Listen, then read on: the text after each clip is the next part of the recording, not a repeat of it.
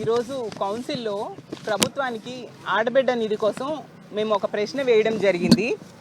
2024, 25, 25, 26 ఆర్థిక సంవత్సరాల్లో ఆడబిడ్డ నిధి పథకం కింద ప్రభుత్వం చేసిన జిల్లా వారి ఖర్చుల వివరాలు ఏంటి అనేసి, ఆ లబ్ధిదారుల వివరాలు ఏంటి అని కూడా అడగడం జరిగింది. దానికి వాళ్ళు సమాధానం పరిశీలనలో ఉంది ఈ పథకం గురించి అని చెప్పారనమాట.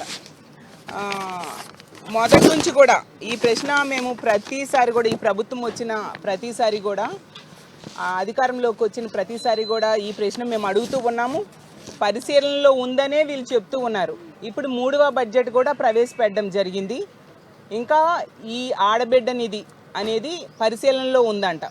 అసలు కూటమి నాయకులు ఎన్నికల సమయంలో ఇచ్చిన ప్రధానమైన హామీ ఆడబిడ్డ నిధి. దాన్ని ఎప్పటికి 3వ బడ్జెట్ ప్రవేశపెట్టినా ఎప్పటికి కూడా అమలు చేయకపోవడం, ఒక్క రూపాయి కూడా నిధులు కేటాయించకపోవడం నిజంగా చాలా బాధాకరం. ఈరోజు ఈ రాష్ట్రంలో 1,80,00,000 మంది ఆడబిడ్డలు ఈ పథకానికి అర్హులై ఉన్నారు. వాళ్ళందరికీ కూడా ఈ ప్రభుత్వం తాలూకా సమాధానం విని చాలా నిరాశకు గురయ్యారు.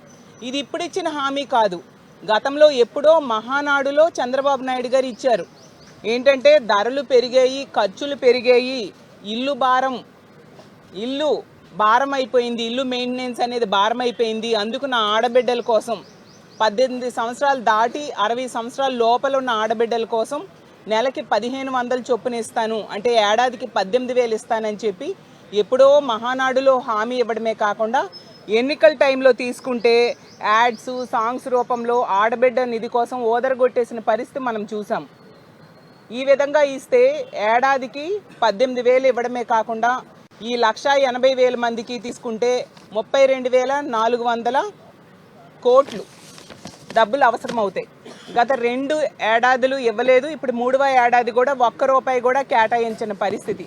అంటే ఇంచుమించు 97,000 కోట్లు ప్రతి ఆడబిడ్డకి ఈరోజు ఈ రాష్ట్రంలో ఈ కూటమి ప్రభుత్వం బాకీ పడ్డారు. అంత దారుణంగా ఆడబిడ్డల్ని మోసం చేశారు.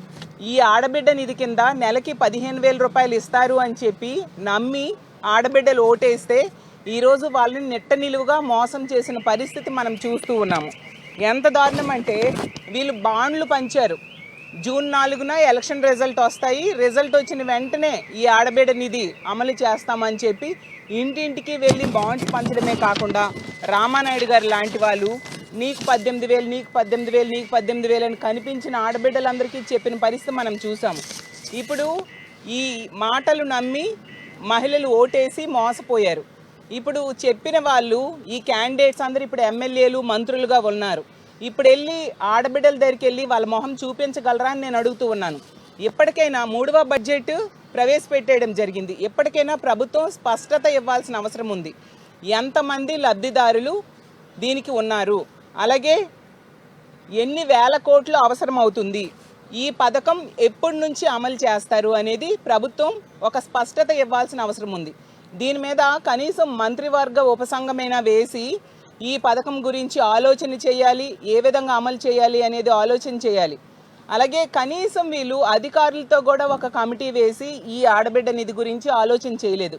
అంటే వీళ్ళు ఎంతసేపు కూడా పరిశీలనలో ఉంది అని ఎందుకు చెప్తున్నారంటే ఇంకా ఆడబిడ్డల్ని మభ్యపెడుతూ మాయ చేయడానికే ప్రయత్నిస్తున్నారు తప్ప ఈ పథకం అమలు చేయాలనే చిత్తశుద్ధి ఈ ప్రభుత్వానికి లేదు అనేది మనకి స్పష్టమవుతూ ఉంది. ఎప్పటికైనా ఈ బడ్జెట్లో సవరణలు చేసి ఈ ఆడబిడ్డ నిధికి, ఎందుకంటే 1,80,00,000 మంది ఆడబిడ్డలు ఈ ఆడబిడ్డ నిధి కోసం ఎదురు చూస్తూ ఉన్నారు. వీళ్ళందరికీ కూడా ఆడబిడ్డ నిధికి నిధులు కేటాయించాలి. వాళ్ళకి కావాల్సిన నిబంధనలు, అలాగే రూల్స్, రెగ్యులేషన్స్ కూడా వీళ్ళు తయారు చేసి వెంటనే ఈ పథకం అమలయ్యేట్టుగా చేయాలని ప్రభుత్వాన్ని కోరుకుంటూ సెలవు తీసుకుంటున్నాను.